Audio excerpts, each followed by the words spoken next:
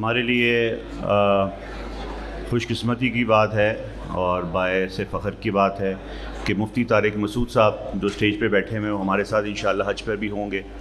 تو حج پہ بھی انشاءاللہ ہم ان سے فائدہ اٹھاتے رہیں گے اور اللہ نے جو ان کو کمال دیا ہے بات کرنے کا، علم کی دولت دی ہے، اسے انشاءاللہ فائدہ اٹھائیں گے. ابھی بھی میں نے ان سے ریکویسٹ کی ہے کہ اگر مقصد حج کے اوپر 10 سے 15 منٹ بات کر لیں تو انشاءاللہ ہم سب کے لیے فائدے کی چیز ہوگی انشاءاللہ تعالیٰ. تو میں مفتی صاحب سے کہوں گا کہ تھوڑی سی بات فرمائیں. جزاک اللہ.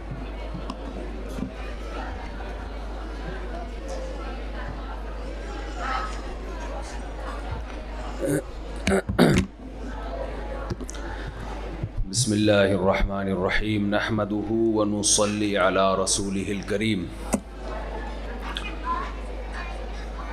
مجھ سے پہلے حضرت نے بہت تفصیل سے حج کی فضیلت اور حج کا طریقہ بہت ڈیٹیل میں بیان کیا. میرے پاس بولنے کے لیے کچھ چھوڑا نہیں ہے انہوں نے، پھر بھی حکم ہے تو میں کچھ باتیں آپ کی خدمت میں عرض کر دیتا ہوں. ایک تو یہ کہ یہ جو آپ نے پورا پروسیس پروجیکٹر پہ سمجھا ہے، وہ آپ نے سنا ہوگا وزیر اعظم کا کہ سب سے پہلے آپ نے گھبرانا نہیں ہے. تو یہاں بھی آپ نے گھبرانا نہیں ہے. میں جب عید کی نماز پڑھاتا ہوں تو ہماری مسجد کمیٹی مجھے کہتی ہے کہ پہلے لوگوں کو نماز کا طریقہ بتا دیں.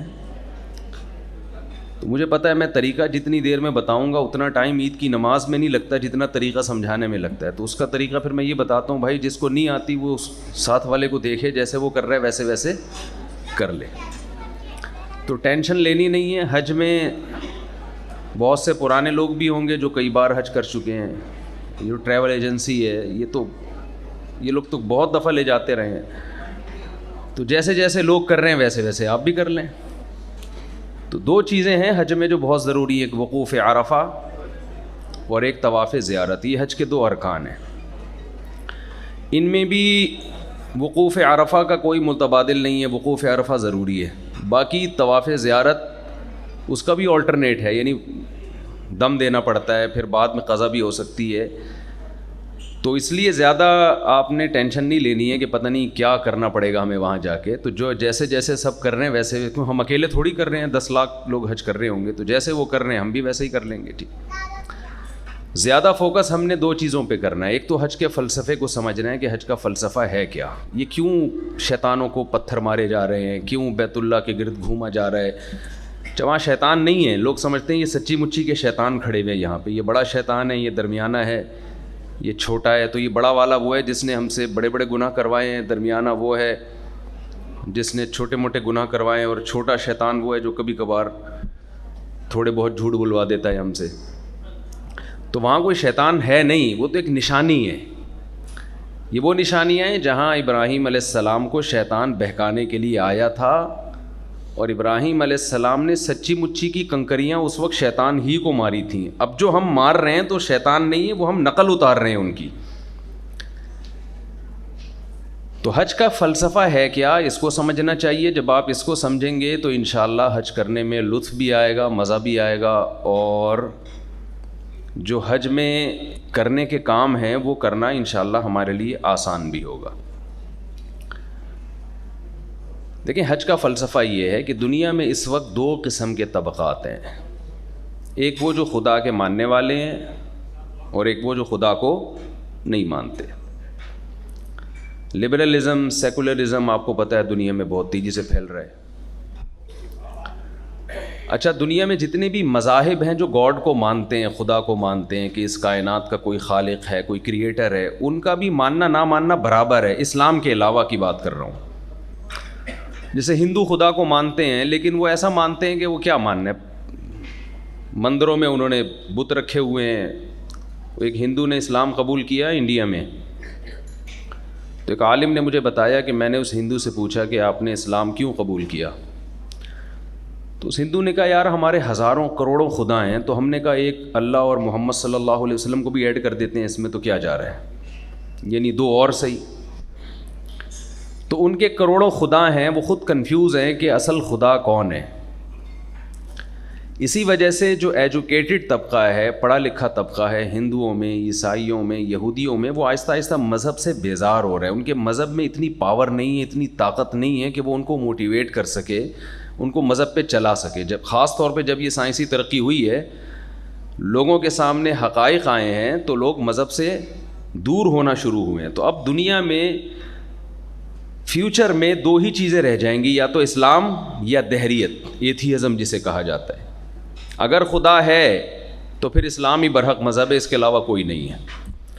یا پھر خدا کو ڈکشنری سے ہی نکال دیا جائے. گاڈ کا تصور ہی معاذ اللہ غلط ہے. پھر جو جیسے کہ ڈاروین کی تھیوری ہے، اور آپ سب زیادہ جانتے ہیں کہ یہ کائنات خود بخود وجود میں آئی ہے اور سب ایسے ہی ہے. تو ہم یہ کہہ سکتے ہیں کہ حقیقی طور پہ دنیا میں دو ہی کانسیپٹ ہیں، ایک اسلام اور ایک ایتھیزم، کہ کوئی کریٹر نہیں ہے، بس یہ آٹومیٹیکلی خود بخود دنیا چل رہی ہے. تو ہمیں ایک طرف ہو جانا چاہیے، یا تو یہ دنیا خود بخود وجود میں آئی ہے. ڈاروین کی تھیوری کو آپ دوبارہ پڑھ لیں، ہم بندر سے انسان بنے. میں تھوڑا سا مزاح بھی میری عادت ہے کرنے کی، آپ ویسے بھی تھوڑا تھک گئے ہیں، کافی لمبی یہ جو پریزنٹیشن تھی، حضرت نے بہت ماشاءاللہ محنت کے ساتھ یہ سمجھائی ہے، تھوڑا سا آپ تھک بھی گئے ہوں گے نا.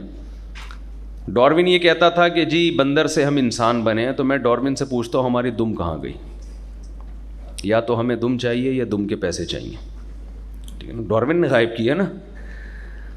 تو یہ جو ایوولوشن ہے، ترقی ہوتے ہوتے یہ آٹومیٹیکلی جو اتنا خوبصورت انسان وجود میں آ گیا، یہ پاسبل نہیں ہے، عقلاً یہ ممکن نہیں ہے. ام خلقوا من غیر شیء ام هم الخالقون.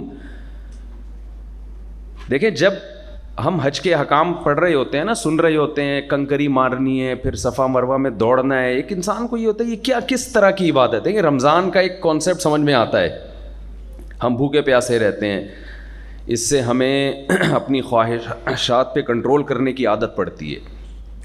نماز ہم پڑھتے ہیں، اللہ کے سامنے رکوع کرتے ہیں، سجدہ کرتے ہیں.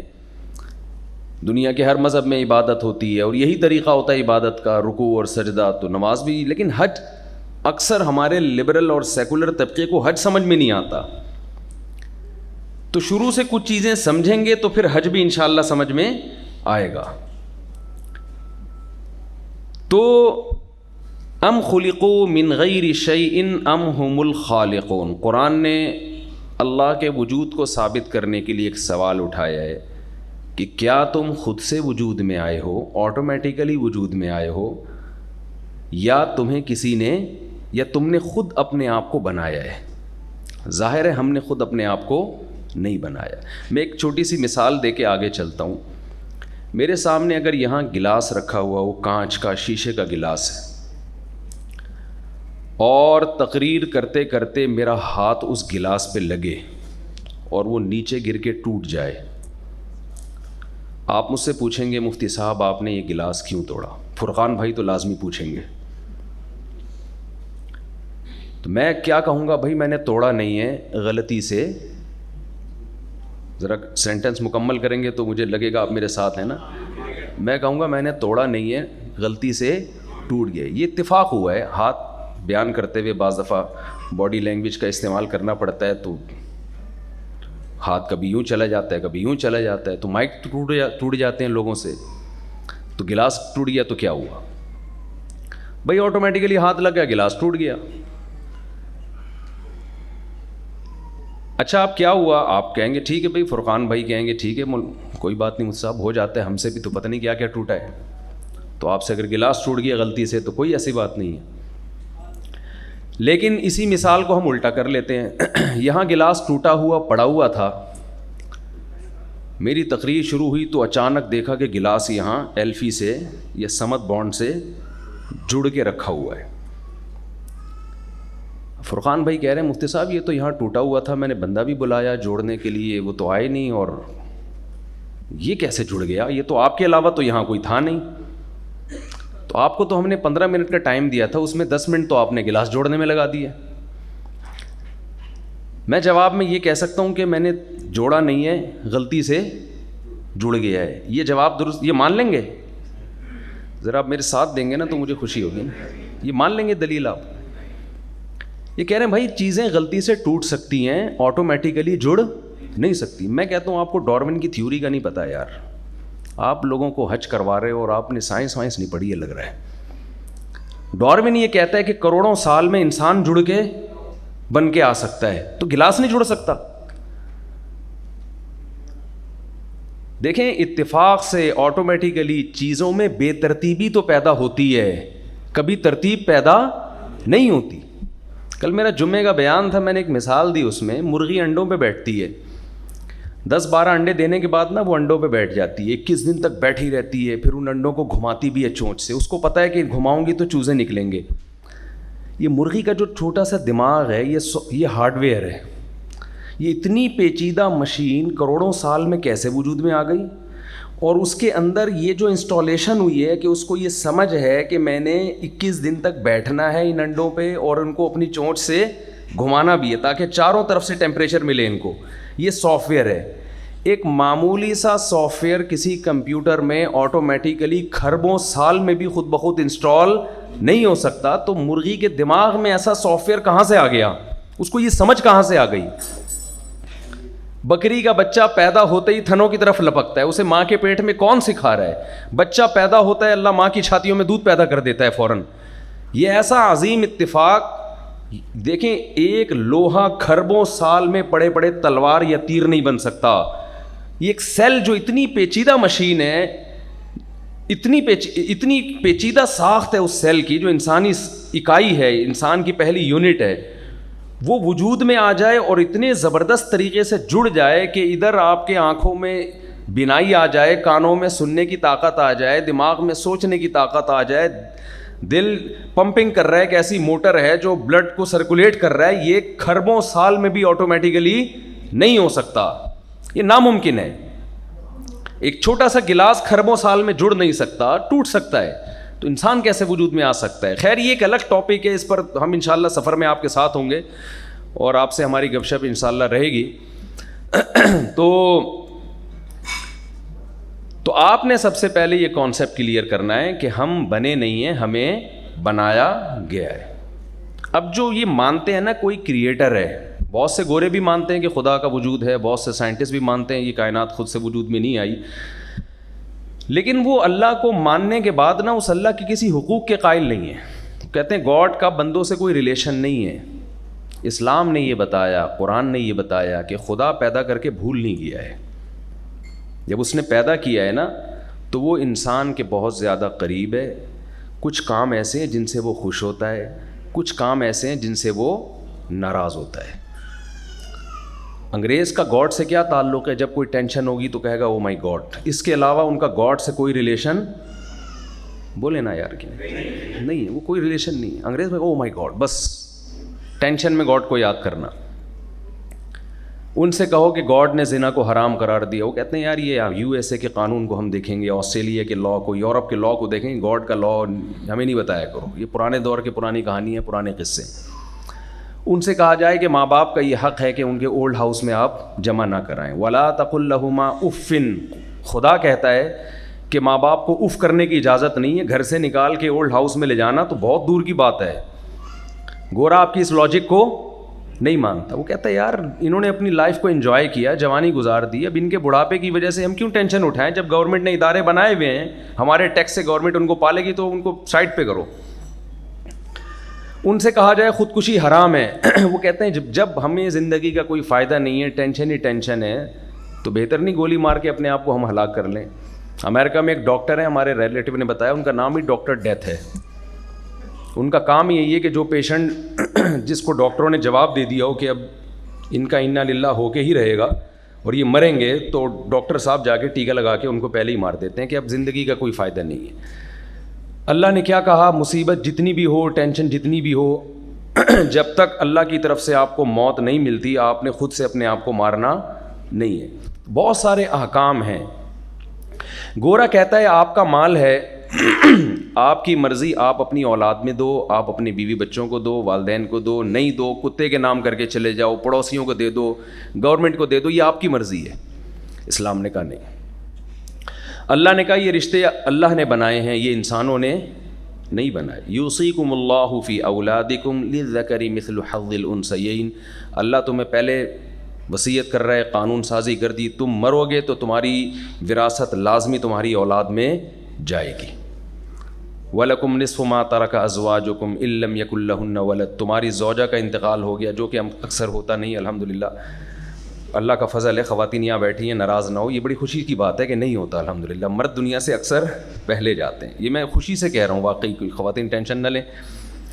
تو اگر اتفاق سے زوجہ کا انتقال پہلے ہو گیا, اس کی اولاد نہیں, اللہ کہتے ہیں تمہیں آدھی جائیداد اس کی ملے گی. اگر اس کی اولاد ہے تو تمہیں 1/4 ملے گا. تمہاری ڈیتھ ہو گئی تو اس کو 1/4 ملے گا. اگر تمہارے اولاد نہیں, اولاد ہے تو اتنا ملے گا. پوری ڈیٹیل اللہ نے بیان کی, والدین کا اتنا حصہ. اس میں آپ کو گڑبڑ کرنے کی اجازت نہیں ہے, قانون سازی کی بھی اجازت نہیں ہے اس میں.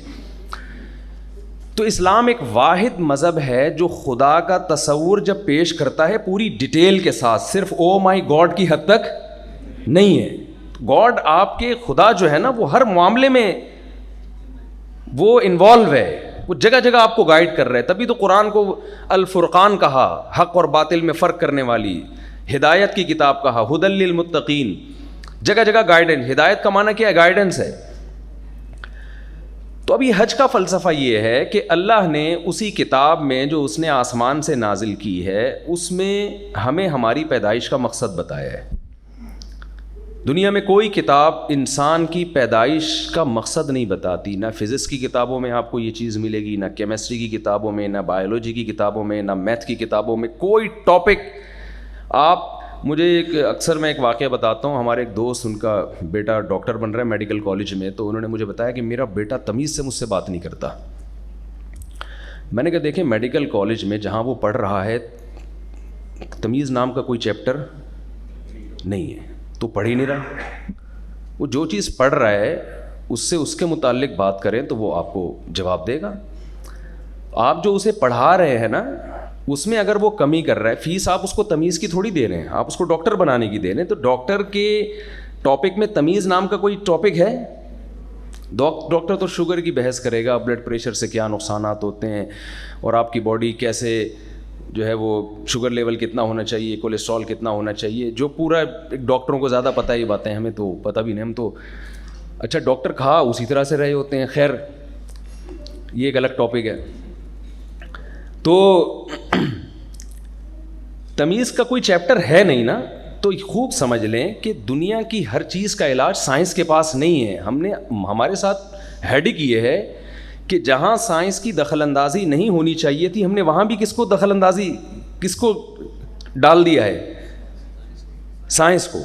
یہ سائنس کا ٹاپک نہیں ہے کہ تم کیوں پیدا ہوئے, یہ پیدا کرنے والا بتائے گا کہ ہمیں کیوں بنایا گیا. یہ آسمانی, یہ تورات بتاتی ہے, یہ انجیل بتاتی ہے, یہ موسیٰ علیہ السلام نے بتایا, یہ ابراہیم علیہ السلام نے بتایا, یہ محمد صلی اللہ علیہ وسلم نے بتایا. اور کیا بتایا؟ وَمَا خَلَقْتُ الْجِنَّ وَالْإِنسَ إِلَّا لِيَعْبُدُونَ.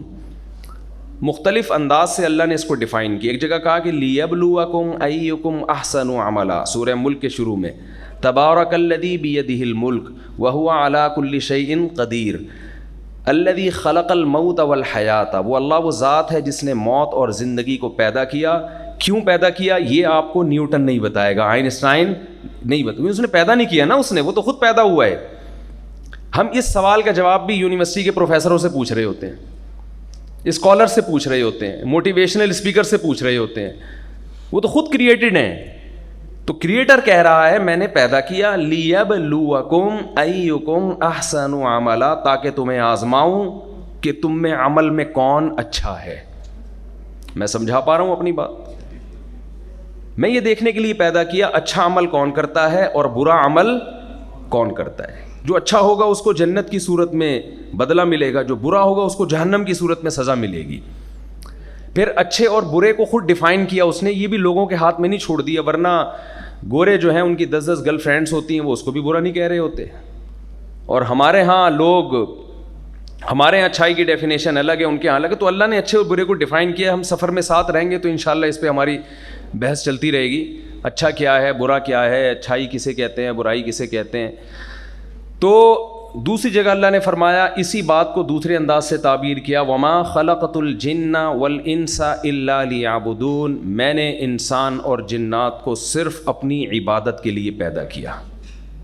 یعنی اللہ نے اس میں بتا دیا کہ اچھائی یہ ہے کہ جو میرا غلام بن کے زندگی گزارے، برائی یہ ہے کہ جو میرا غلام بن کے زندگی نہیں گزارے. اپنی منمانی، جس کو ہمارے ہاں شاید کوئی پٹھان بیٹھے ہوئے ہیں وہ اس کو سمجھیں گے اخپل طریقے سے زندگی گزارے. پشتو میں کہتے ہیں نا، کوئی ہیں پشتو اسپیکنگ بھائی یہاں پہ، اخپل ہی کہتے ہیں نا. اخپل اسٹائل سے زندگی گزارے گا تو ہمارا غلام نہیں ہے. جو میرے بتائے ہوئے طریقے سے زندگی گزارے گا تو وہ کیا ہے؟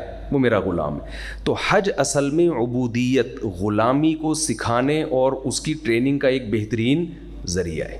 غلام کو کیوں کرنے کا غلام کے پاس آپشن نہیں ہوتا کہ یہ مجھ سے کیوں کروایا جا رہا ہے. دیکھیے جو ذی الحجہ کے ایام ہیں نا، ان میں اکثر عبادتیں ایسی ہیں جن کی بظاہر کوئی لاجک نہیں ہے. یہ صرف یہ ٹریننگ دینے کے لیے جیسے جیسے کہا جا رہا ہے ویسے ویسے کر لو. اب اگر تم اپنے آپ کو غلام سمجھو گے، آپ نے دیکھا ہوا فوج میں جب ٹریننگ ہوتی ہے نا ISSB کی، اس ٹریننگ کے بعد جب کیڈٹ بھرتی ہوتے ہیں، بلکہ ٹریننگ اس کے بعد ہوتی ہے ISB کے سلیکشن کے بعد، تو اس میں بعض دفعہ فوجی یہ بھی جو آفیسر ہے نا وہ خام خواہ کے کام فوجیوں سے لے رہے ہوتے ہیں. جاؤ یہ بالٹی وہاں رکھ کے آؤ. وہ بیچارہ وہاں رکھ کے آتا، کہہ رہے واپس اٹھا کے لے آؤ. وہ واپس اٹھا کے لے آتا ہے. یہ ٹریننگ اس سے کیوں کروائی جا رہی ہے؟ اس کو کیوں کی اجازت نہیں ہوتی. آپ کے کوئی ریلیٹیو ہوں فوج میں تو آپ ان سے پوچھیں. یہ ٹریننگ اس لیے کروائی جا رہی ہوتی ہے کہ اگر یہ جو ماتحت فوجی ہے اس نے کیوں سیکھ لیا نا تو یہ جنگ کے میدان میں تنگ کرے گا پھر. حالانکہ کیوں تو بنتا ہے نا، سر آپ نے یہ مجھ سے بالٹی ابھی وہاں رکھوائی ہے، اگر وہاں ضرورت نہیں تھی تو واپس لانے کی کیا ضرورت ہے؟ پھر یہ رکھوائی کیوں؟ یہ نا فوج میں ایسے کام بہت کروائے جا رہے ہوتے ہیں، بھاگتے ہوئے جاؤ، بھاگتے ہوئے واپس آؤ، رک جاؤ وہیں پہ. یہ ٹریننگ کیوں کروائی جاتی ہے کہ جنگ کے موقع پر ان میں اطاعت کا جذبہ ہو. ایسا نہ ہو کہ جنگ میں جب فائر کا آرڈر دیا جا رہا ہے تو یہ اپنے آفیسر سے آ کے پوچھ رہے کہ میں فائر کیوں کروں. اب یہ فوجی نا ان کو آفیسر ان کو گھنٹہ بیٹھ کے نقشے سمجھا رہا ہوگا، ایکچولی وہاں سے حملہ ہو رہا ہے تو یہاں سے ہو رہا ہے تو آپ کو یہاں بٹن دبانا چاہیے، تو اس سے جنگ ہار جائیں گے ہم. تو اللہ یہ چاہتے ہیں. شیطان کو اللہ نے کہا تھا کہ آدم کو سجدہ کرو، شیطان نے فوراً کہا کیوں. یہی غلطی ہوئی تھی نا شیطان سے. شیطان نے کہا کیوں؟ خلقتنی من نار وخلقتہ من طین، اے اللہ تو نے مجھے آگ سے پیدا کیا اور اس کو مٹی سے، تو آگ بہتر ہے مٹی سے، آگ مٹی کو کیوں سجدہ کرے؟ اللہ نے اس کو ڈیٹیل نہیں بتائی کہ ایکچولی بات یہ ہے کہ اگرچہ ہم نے اس کو مٹی سے پیدا کیا لیکن اس میں صلاحیتیں تم سے زیادہ ہیں. ایسا نہیں کیا اللہ نے. وہ پھر اللہ نہیں رہتا نا اگر وہ سمجھانے بیٹھ جائے. کیا خیال ہے بھائی؟ وہ پھر اللہ تھوڑی ہے جو سمجھانے کے لیے بیٹھ جائے. اللہ نے کہا بھائی سجدہ کرو، اس نے کہا میری سمجھ میں نہیں آ رہا، تو اللہ نے سمجھانے کی کوشش نہیں کی. اللہ نے کہا نکل جا میرے دربار سے، نکل جا میرے دربار سے. تو شیطان کو پھر بھی بات سمجھ میں نہیں آئی. پھر بھی کیوں پہ اب تک کیوں پہ اٹکا ہوا ہے وہ. ٹھیک ہے نا، کس پہ اٹکا ہوا ہے؟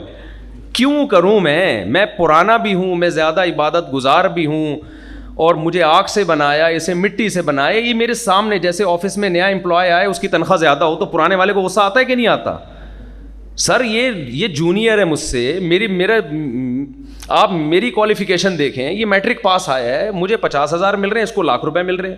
زیادہ باس سے لڑیں گے تو باس کہے گا بھائی کمپنی میری ہے، تیری ہے یا میری ہے، میری مرضی میں تجھے جتنا دوں. باس تو پھر بھی شاید بیٹھ کے سمجھانا شروع کر دے، مگر اللہ سمجھانا نہیں چاہتے. اس لیے نہیں چاہتے کہ پھر غلام تو نہیں ہوئے نا، یہ تو تم خدا ہو گئے، ہم تمہارے غلام ہو گئے، ہم تمہاری معاذ اللہ مخلوق ہو گئے. تو جیسے شیطان کے پاس کیوں کا آپشن نہیں تھا، ایسے ہی اللہ تعالیٰ نے، دیکھیں ہمیں اسلام میں جتنی عبادتیں دی ہیں نا ان کی لاجک آسانی سے سمجھ میں آ جاتی ہے.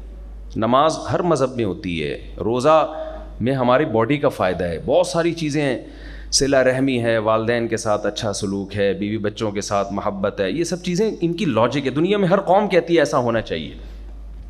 کچھ کام اللہ ہم سے ایسے کرواتے ہیں جو یہ بتانے کے لیے کہ تم اپنے آپ کو میرا غلام سمجھتے ہو یا نہیں سمجھتے. ان میں قربانی ہے. آپ دیکھیں بقرعید پہ جو قربانی ہوتی ہے، لبرل لوگ بہت چیختے ہیں کہ یار یہ کیا ہے، لاکھوں روپے کے جانور لا کے ایک ہی دن میں کروڑوں جانور کاٹ دیتے ہو. یہ گوشت اگر اسٹور ہوتا، پورے سال کٹتا، کتنا فائدہ ہوتا، گوشت کی قیمتیں نیچے آتی ہیں. یہ سب لاجک کی باتیں ہوتی ہیں.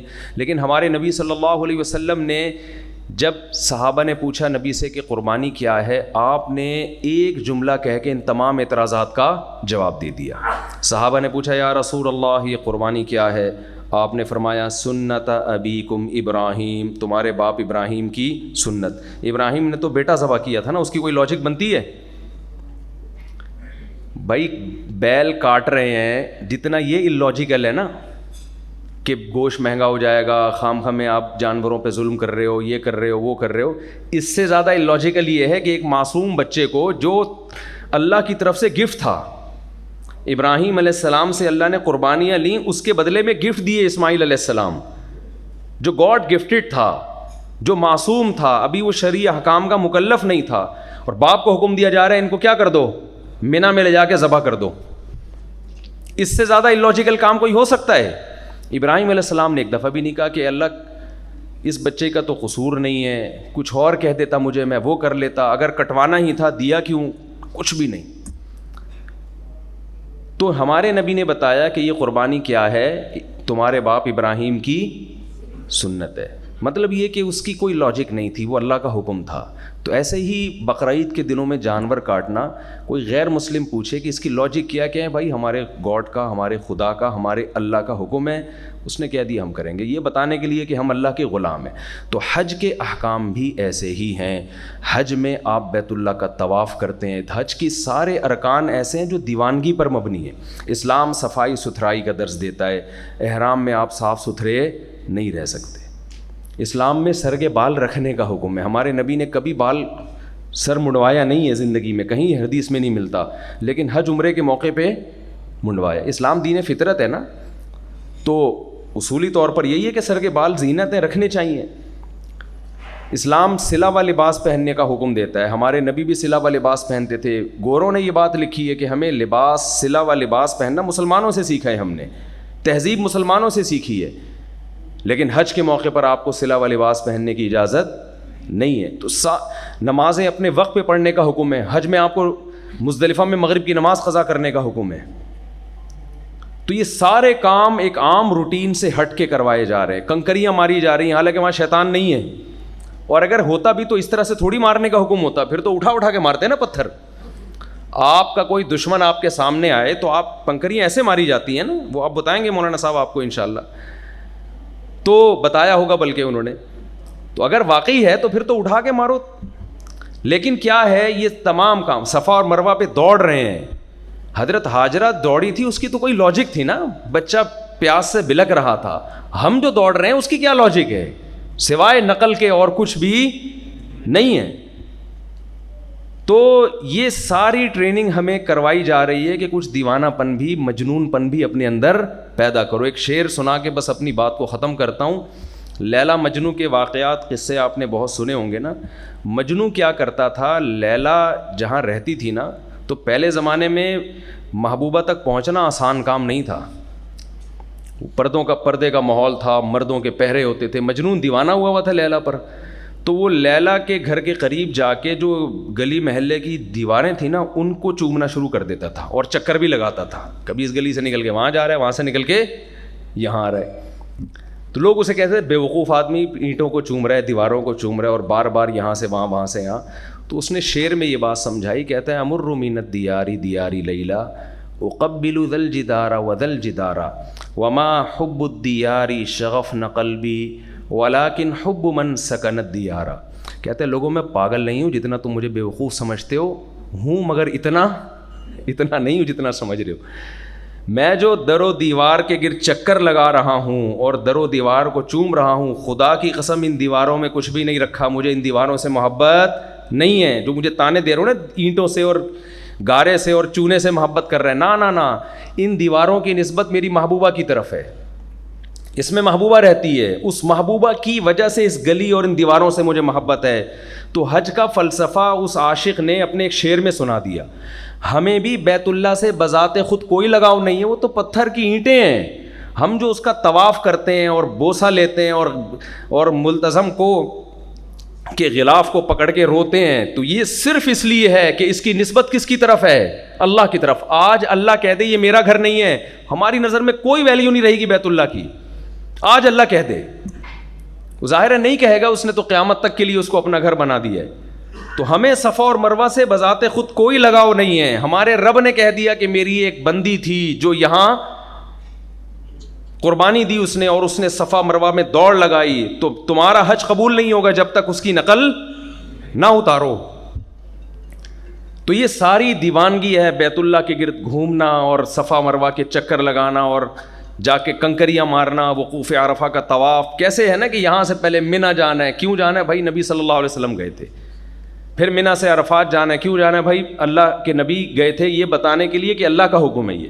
پھر عرفات سے پورا 10 لاکھ 11 لاکھ 12 لاکھ کا مجمع مزدلفہ کی طرف جا رہا ہوتا ہے, ایسے چیونٹیوں کی طرح, جیسے بہت رش ہوتا ہے. آپ نے دیکھا ہوگا جنہوں نے پہلے حج کیا ہے, اتنا رش, اتنا کراؤڈ, وہ سارا مزدلفہ بھاگ رہا ہے کہ بس فجر سے پہلے میں وہاں پہنچ جاؤں. کیوں بھاگ رہا ہے بھائی؟ کیا ہے وہاں پہ؟ کیا مٹھائی بٹ رہی ہے وہاں پہ؟ کیا بالوشاہی بٹ رہی ہے؟ کیا ہو رہا ہے وہاں پہ؟ اس لیے کہ کس کا حکم ہے؟ اللہ کا حکم ہے. پھر وہاں سے سارے کنکریاں مارنے کے لیے جا رہے ہیں. بھائی کیوں اتنی جلدی؟ کیا ہے تمہیں؟ کس کا حکم ہے بھائی؟ اللہ کا. تو یہ ٹریننگ کروائی جاتی ہے کہ اللہ کے بندے بن جاؤ اور پھر ساری زندگی کیا بن کے زندگی گزارو؟ اللہ کے بندے بن کے زندگی گزارو. تو جو اللہ کا بندہ بننے کے تصور سے جائے گا وہ بندہ, پنجاب میں کہتے ہیں نا بندہ بن بندہ, سنا ہوگا آپ لوگوں نے.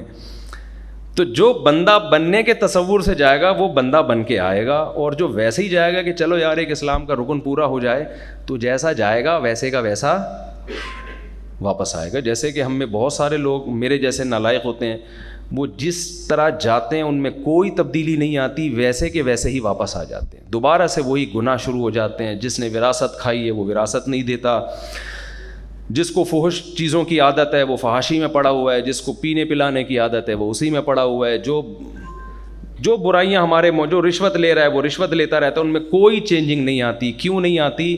اس لیے کہ وہ حج کے فلسفے کو سمجھے بغیر جاتا ہے اور ایک رسم کے طور پر وہ حج کو ادا کرتا ہے. تو اگر ہم یہ تصور دماغ میں رکھ کے جائیں گے کہ ہم نے اپنی زندگی کو تبدیل کرنا ہے اور وہاں ٹریننگ کرنی ہے کہ آئندہ اللہ کے حکم کے سامنے ہم کیوں نہیں کریں گے, جیسے جیسے رب کا حکم ہے ویسے ویسے ہم نے کرنا ہے, تو میں حلفیہ کہتا ہوں کہ حج آپ کی زندگی کو مکمل پلٹ سکتا ہے. اللہ تعالی ہمیں سمجھنے کی, عمل کی توفیق عطا فرمائے. جزاکم اللہ.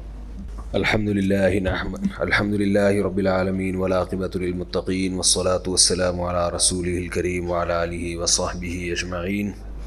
اے اللہ ہمارا یہاں جمع ہونا قبول فرما, جو باتیں ہم نے سنی ان میں کمی کوتاہی کو معاف فرما, اور ان باتوں پر ہمیں عمل کی توفیق عطا فرما. اے اللہ ہم میں سے جنہوں نے بھی حج کا ارادہ کیا ہے ان کے سفر کو آسان فرما. اے اللہ ہماری زندگیوں میں اس سال ہمارے لیے حج کو مقدر فرما, ہماری عمر میں برکت عطا فرما, صحت اور عافیت کے ساتھ حج کی توفیق نصیب فرما, اور حج کی مکمل برکتیں ہمیں نصیب فرما. ربنا آتنا فی الدنیا حسنۃ وفی الآخرۃ حسنۃ وقنا عذاب النار. صلی اللہ تعالی علی خیر خلقہ محمد وعلی آلہ وصحبہ اجمعین برحمتک یا ارحم الراحمین.